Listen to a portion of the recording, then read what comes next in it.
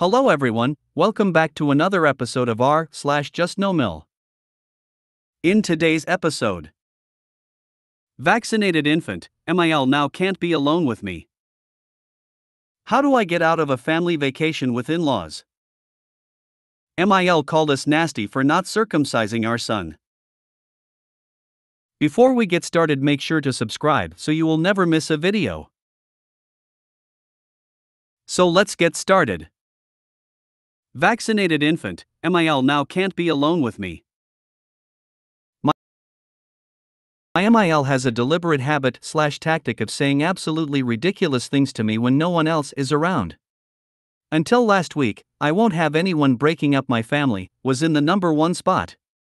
I didn't think it could get worse than that or her COVID conspiracies until the vaccine for 6 months plus was made available. This started a campaign against the vaccine for babies by my MIL, phone calls, emails, etc. She only sends the studies and emails to my BIL and DH, not to their wives. I was over at MIL's house, alone, to pick something up.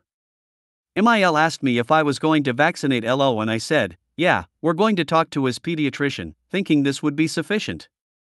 Oh no. MIL started in on me.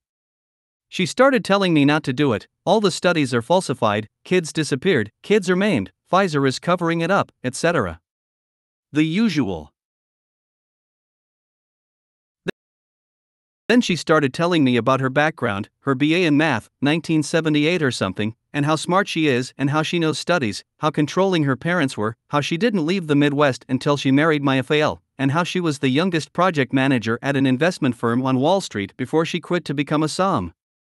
I ran out of the house, politely as possible, and called my DH on my way home because I was so upset/rattled/ etc. The following weekend, DH took MIL aside and said to her, "You scared biscuit, she felt threatened by you. You can't talk to her about COVID anymore, and if you continue, you will not see LO anymore. You both have to stop acting inappropriately around biscuit." He also had to add my FIL into this mix, because my FIL decided last summer it would be appropriate to tell me that he was 12 when he had his first orgasm. DH has never stood up to them or told them off to that effect, ever. MIL said threatening was never an adjective used to describe her. Well, of course not, she's a viper, she knows when to let the mask drop and when to keep it firmly on. She agreed to all this. 2 days ago, we went to their home for the 4th of July, which seemed benign enough, warm, outside, etc. DH and FIL were outside grilling. I was in the kitchen with MIL when she asked me if my parents had conversations with me as a baby. Yes, my mother read Jane Austen to me. I mean conversations. Did they ever mention how they spoke to you as a baby? They said they spoke to me like an adult. Oh, so a lot of what they said probably went right over you then. This is a woman who continuously brags that she never used baby talk with her precious sons. I offhandedly/probably antagonistically mentioned that LO was going for his 6-month checkup yesterday, and her face tightened until she couldn't stand it anymore and said to my DH, "Can I speak to you alone, please?" Right in front of my face. It wasn't even discreet. DH should have told her to get bent, but he hates confrontation. So my DH went off upstairs to get the "don't vaccinate the baby" speech again. I was sitting in the living room debating getting in the car and driving away with LO. I wish I had. FIL made some crack about me having Williams syndrome, claiming my aunt said I didn't talk until I was 3, both of my parents are recently deceased, and I was so hurt I cried. My aunt never said any such thing, my FIL thought it was funny. Sicko. Yesterday morning, MIL called not once, but twice before 9 a.m. to plead with us not to vaccinate LO. Surprise, we did, and he's fine. She said to DH, "You're the daddy," implying that he could stop me, evil mummy, from conspiring with the pediatrician and Big Pharma from poisoning LO. Anyway, the end result of this last week is that, 1, MIL is not to be alone with me under any circumstances, and 2, I am not obliged to attend any social occasions with my in-laws for a very long time / unless I want to do so for my mental health. My mother's funeral, delayed by COVID, and Elo's baptism are this fall, and I don't have to exclusively contend with my in-laws with my family and chosen family present. DH made these decisions because I didn't think they were an option, because I'm such a people pleaser and I wanted to be a good DIL. I'm done. I'm not obligated to be a good DIL to these abusive, manipulative clowns, and my Elo is going to have very limited exposure to them. It's the one area that I'm forced to compromise on with DH, but I've been assured by friends in similar situations that kids usually figure that out for themselves and react accordingly. I was too young to remember, but when I was a baby, some of my relatives tried to convince my mom not to vaccinate me. She showed up to a family even with copies of my lung x-rays that they took when I was a baby in the hospital. Apparently, again, I was like. Teeny heard all of this from my aunt. X-rays of my tiny little effed up half-collapsed lungs, and told them that she would hold off on vaccinating me if they were willing to pay for my funeral when I died of whooping cough, or the flu, or some other illness that could be prevented with a vaccine. As a note, vaccines did indeed save me from both of those things as a young child. They stopped asking. I was vaccinated. I still have fucked up lungs, but I'm alive. My point is, you're doing right by your kid. Your ILs are drunk on conspiracy. Take care of your baby, and don't let these ****s get you down. Bachelor's in Math 88, Master's in Applied Math 91. Those qualifications, in a vacuum, include exactly 0 courses in advanced immunology. Those qualifications imply I can identify and defer to the correctly credentialed experts in the field. But that is only an implication. In this case, you deferring to your pediatrician and her not willing to accept that suggests she does not have that ability. Sorry, your DH's mom is nuts. But DH sounds like a good egg. It's who you are, but I love you. I would suggest adding Elo is never to be left unsupervised with ILs to the boundaries. Especially once Elo can comprehend them, they will be talking mad ***T about mom to them if allowed to. Also, a big concern of mine is the poison they could fill Elo with. He's such a jolly little guy right now, I don't need to hear whatever bonkers garbage they have to want to share with him. I'm adding this to the boundaries. My friend had a PhD in math and thinks your MIL is an idiot. Your friend is smart. That assessment on the info provided is wholly accurate. She is indeed an idiot. A first-class idiot, she is. My ILs told my so that getting our son the COVID vaccine was a death sentence. We got it for him in December when it was available to 5 to 11 years old. Guess who isn't dead? Our son. I mean, so effing what if you didn't talk till you were 3? Do they think speech delays are funny? My so was speech delayed and didn't speak until he was 3. He's also one of the most intelligent people you'd ever meet. I'm trying to understand how a BA in math makes her a qualified medical advisor. A BA circa 1978 and she's learned nothing. Right. Or gets her a job as the youngest female project manager with a Wall Street investment firm. Without an Ivy League degree, connections, and project management experience, remarkable. Smells like resume fiction, relative ability, rubbish, or some combo thereof. 2 things. Then she started telling me about her background, her BA in math, 1978 or something, and how smart she is and how she knows studies, how controlling her parents were, how she didn't leave the Midwest until she married my FAL, and how she was the youngest project manager at an investment firm on Wall Street before she quit to become a SOM. LOL. Subbing different dates, degree, and career, and my MIL says this all the time. Apparently, she'd reached the highest levels of her career by 24 or something, then gave it all up for her children. My Elo is going to have very limited exposure to them. It's the one area that I'm forced to compromise on with DH, but I've been assured by friends in similar situations that kids usually figure that out for themselves and react accordingly. Just know that figure that out for themselves often involves trauma. We figure out that people are abusers and manipulators because they are abusive and manipulative to us. So yeah, LO will figure it out when he's older if he gets to know his grandparents, but at what cost to his emotional safety and mental health? My parents cautiously let my grandparents have a lot of mostly supervised access to me because they thought that was how it was supposed to work, and my grandparents weren't physically abusive, so they figured I could make my own choices. But decades later, I'm in therapy working through the emotional trauma that my parents never even realized was happening, plus an abandonment wound from when they inevitably cut contact in my early teen years because I was always a disappointment to them. Just proceed cautiously with who you allow into LO's emotional and mental space.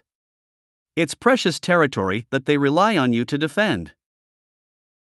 Expect to be love-bombed when she realizes her access to LO is limited. Oh yeah, we've been through phase 1 of that over the winter. Every tactic under the sun. Nope, you can't see the baby. No one can see the baby, it's December and there's a pandemic. Take a number. How do I get out of a family vacation with in-laws? Okay, so my in-laws are exhausting.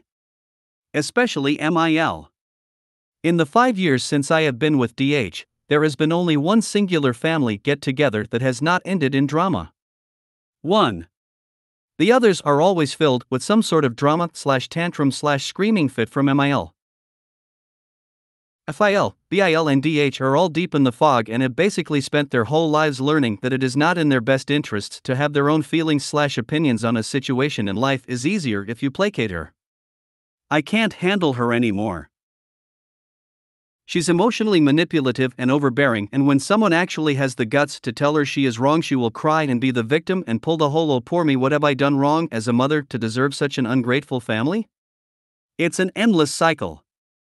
There's a lot of history here that I haven't covered because it would take me all day to write this post, but that's the gist of it. My own family are very laid back and I have a great relationship with my mother, which MIL has never tried to hide her jealousy over. It's pathetic, so it's hard for me to understand why on earth DH even wants to continue to allow this extra stress in our lives. He agrees with me but will not stand up to her because the drama isn't worth it. Anyway, so she's been talking for years about how she wants to do a big family vacation. Whatever. Didn't think it would actually happen. Yesterday she texts the family with an itinerary for a week-long vacation in December. We have to confirm by this Friday, or she will have a fit. So they will be paying for the flights and accommodation, which is nice I guess, but here's the thing, a week-long holiday in a shared house with male, FIL as well as BAL, SAL, and their 2 toddlers sounds like utter hell to me. I can't do it. I spoke to DH in tears last night, begging him to put his foot down because it's not my family, not my place. But I just know that there will be some sort of breakdown while we're there. She'll be screaming at us about some minor thing we've done to upset her, and we're all ever so ungrateful and awful, and she's the only one holding this family together. And then I'm stuck in a house with them, in the middle of nowhere with 2 screaming toddlers waking us up at 6 a.m. every morning. What do I do? I'm at my wit's end. I've got my own health issues going on, work is a nightmare, and currently DH isn't even living in the same state as me, doing a secondment in another city for work. Edit, I don't have time to reply to everyone right now, but I want to say a massive thank you to all of you who commented. A couple of things to clarify since they've been mentioned. The trip is about a 4-hour flight away, and at first I considered just going, and as soon as the inevitable drama began I would pack my bags, get a bus to the airport and fly home. The issue I had with that is that there isn't a daily flight to my home country, and with it being December I imagine it will be very booked up in terms of accommodation, and I didn't like the idea of having to spend 3 nights camped at the airport until I could get a flight home. I will also have no way to contact my own family while I'm there, as it's a remote country where Wi-Fi is expensive AF, so I will essentially be stranded and isolated. Both DH and I have read the rock the boat analogy. I think it's so good. He agreed but didn't really do anything about it. I have suggested marriage counseling in the past, the last 2 times there was drama. He's keen on the idea, but it's a challenge when we're living in separate places. His family is the only issue in our marriage. We do not have children and, as it turns out, cannot have children. I had a medically necessary full hysterectomy a couple years back, which caused drama, LMAO obviously. When 2 months post-op I told DH I did not want to travel to see them for the holidays and preferred to spend my time at home recovering. So DH finally did put his foot down. This resulted in him having a 2-week argument with MILBIL, laid the guilt on Thick 2, texting him, "Yeah well, it's not just extra fee, we've all had a hard year. I can't lie about work. I mean, work is busy and my PTO is low, but if I use that as the basis for my excuse, she already has a backup trip planned for May next year." There have been many occasions I have begged for boundaries, but this is the hill I die on. I've spoken to my mom this morning and have decided that if I do go, it will only be under the condition that we get our own place. I still don't want to go, but that will be my compromise if necessary. In the meantime, DH is meeting with a counselor today to talk this situation through. He's in a difficult situation and I sympathize, but I can't keep putting myself second to his mother. I have sent him the following text: "I am not going on the trip. I'm not going to make an excuse about work, because then it'll just be pushed to May and the conversation will have to happen again then, and I am not prepared to continue this pattern of just pushing the drama away and thinking we'll deal with that when we get there. I think it's perfectly reasonable for me to not want to spend the very, very limited time of holidays I have on something that will not be relaxing for me. DR specialist has repeatedly told me that my downtime needs to be spent resting. I'm not retired, like they are, I have very little downtime. On the basis of almost every other family get-together, it isn't ridiculous of me to assume that this will not be a relaxing holiday. Time is not something we have excess of, and I choose not to spend my time in a situation where I will not enjoy myself and have no escape. If I'm in tears about this in July, the next few months will be full of anxiety. I will not do that to myself. Of course, having said that, I'm not stopping you from going at all, but you will have to go without me and I'll spend time with you when you get back for your Christmas holidays. OP, I'm going to give you some tough love here. You have a massive DH problem, not a MIL problem. He's a just no SO at this point. You and your husband aren't even living in the same state, yet he wants to waste your limited time together on a trip with his mother? Your DH needs to stop treating you like you're an option to be considered after he prioritizes whatever his mother wants first. He's so worried about causing drama with his mother that he's willing to cause problems with you. Do not go on this trip. Reassess your marriage. Schedule an appointment with a marriage counselor ASAP. If his mother throws a fit about you not going on the trip, block her number and let her rage into the void, or better yet, let her rage at her son. He's the one who refuses to put her in her place, so let him feel the consequences. I think you are looking for a reason to not go that won't cause Armageddon. There isn't one. If you go, you will be stressed out and miserable and there will be drama. If you don't go, the gates of hell will open and you will have to face the wrath of she-demon, all alone, because DH/FAL/BAL don't want the drama. And there will be drama. So if there is drama either way, then just say no. Why?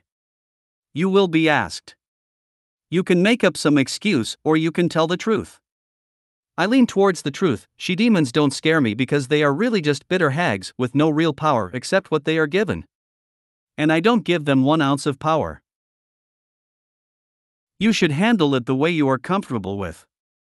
But the hard truth is that someone is going to be miserable.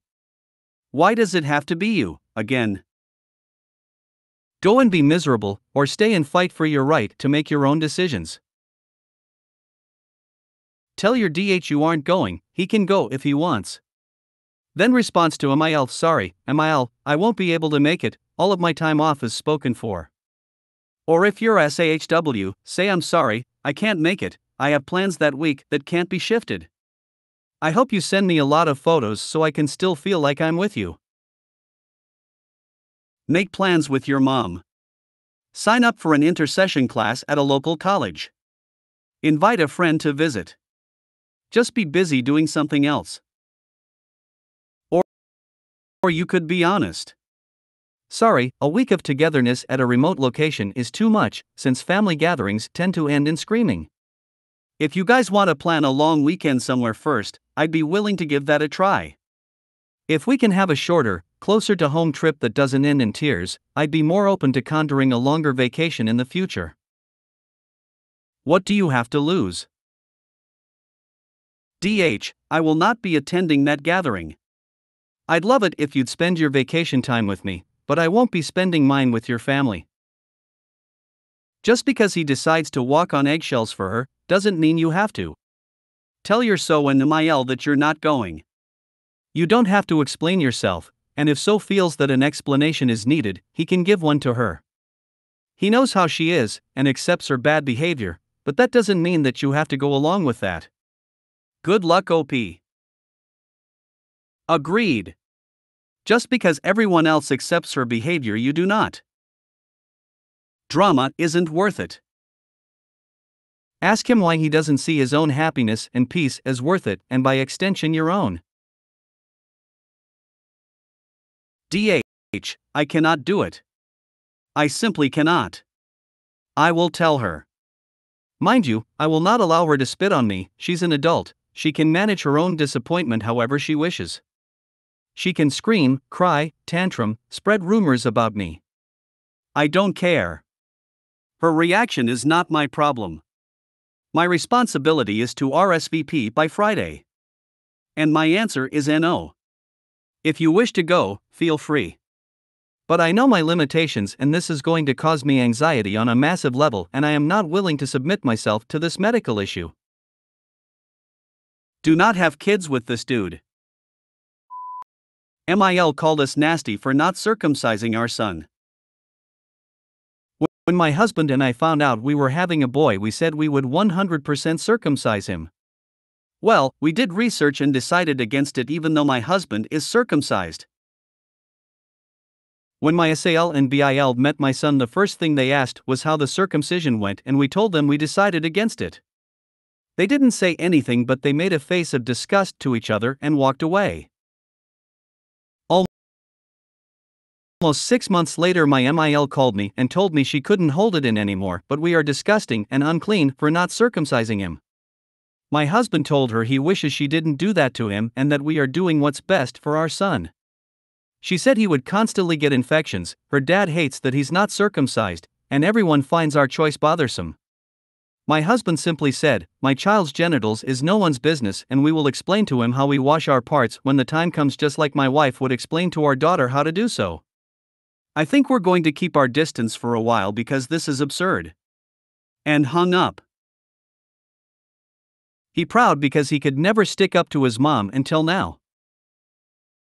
And everyone finds our choice bothersome. So she's been discussing his bits far and wide. That's creepy. Your husband's got her number. And he used it. Good job, DH. Good for you. We made the same choice and our son is 4 now with no issues. We need to break the loop and stop male genital mutilation. Do they realize that globally, outside of religious groups and medical necessity, most men aren't circumcised and are perfectly fine? Good on you for shutting that crazy down. What kind of people even asks about a baby's genitals anyway? Oh, look, my future. I'm 6 months, we just found out it's a boy, and I've already had to yell at my family 3 times that we're not getting him cut. I'm about ready to outright call beloved family members perverts if they say one more thing. Good on you and hubby. Tell them they should much less of their energy focusing on children's genitals. Stay strong, mate. Good on you for making the right decision for your son. How little does she wash if she thinks he's gonna get constant infections, huh? I really don't understand why they're so worked up about what a baby's genitals look like. Good for you for respecting your son's bodily autonomy. I don't like that I was circumcised as an infant and hope more parents opt to give their son the choice. If you made it to the end of the video, thanks for watching. Don't forget to like, subscribe and share, and we will see you in the next video.